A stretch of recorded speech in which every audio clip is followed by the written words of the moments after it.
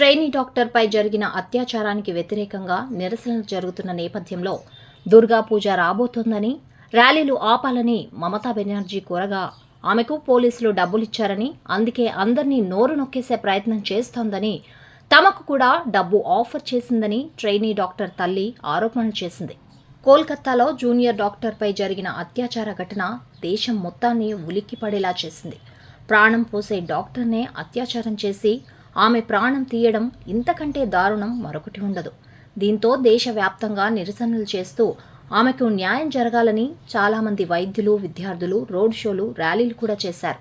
అయితే ర్యాలీలు ఆపాలని, దుర్గా పూజ త్వరలోనే ఉంది అని, శబ్ద కాలుష్యాల వల్ల అటు వృద్ధులు నిద్ర లేకుండా బాధపడుతున్నారని, ర్యాలీల కారణంగా ట్రాఫిక్ ఇబ్బంది అవుతోందని, నిరసనలు ఆపాలి అంటూ మమతా బెనర్జీ కోరిన విషయం తెలిసిందే. అయితే తాజాగా సీఎం మమతా బెనర్జీపై జూనియర్ డాక్టర్ తల్లి సంచలన ఆరోపణలు చేస్తూ చేసిన కామెంట్స్ అందరినీ విస్తుపోయేలా చేస్తున్నాయి.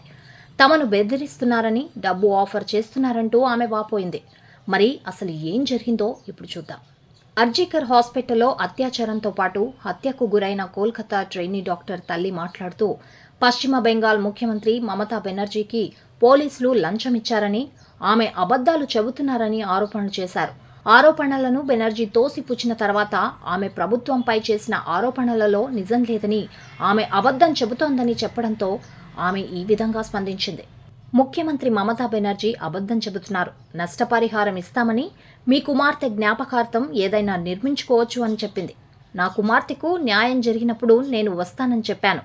అంతవరకు నేను ఎటువంటి లంచానికి లొంగను అని చెప్పాను అంటూ ట్రైనీ డాక్టర్ తల్లి వెల్లడించింది. ఆగస్టు 9న అర్జీకర్ ఆసుపత్రిలో జరిగిన అత్యాచారానికి వ్యతిరేకంగా నిరసనలు జరుగుతున్న నేపథ్యంలో మమతా బెనర్జీ గొంతు నొక్కేసే ప్రయత్నం చేస్తున్నారని ఆమె ఆరోపించింది. తమ నిరసనలను ఆపాలని, రాబోయే దుర్గా పూజ ఉత్సవాలకు సిద్ధం కావాలని బెనర్జీ చేసిన విజ్ఞప్తి అమానవీయమంటూ ఆమె తెలిపింది. నేను ఒక ఆడపిల్లకు తల్లినైనందుకు ఇది నాకు అమానుషంగా అనిపిస్తుంది. నేను ఒక బిడ్డను కోల్పోయాను. మా ఇంట్లో కూడా దుర్గా పూజ జరుపుకునేవాళ్లము. ఇంట్లో నా కూతురు కూడా చేసేది, కానీ ఇప్పుడు మా జీవితాన్ని చీకట్లు కమ్ముకున్నాయి. ఈ సమయంలో పండగ ఎలా చేసుకోమని ప్రజలకు చెప్పగలను అంటూ ఆమె తెలిపారు.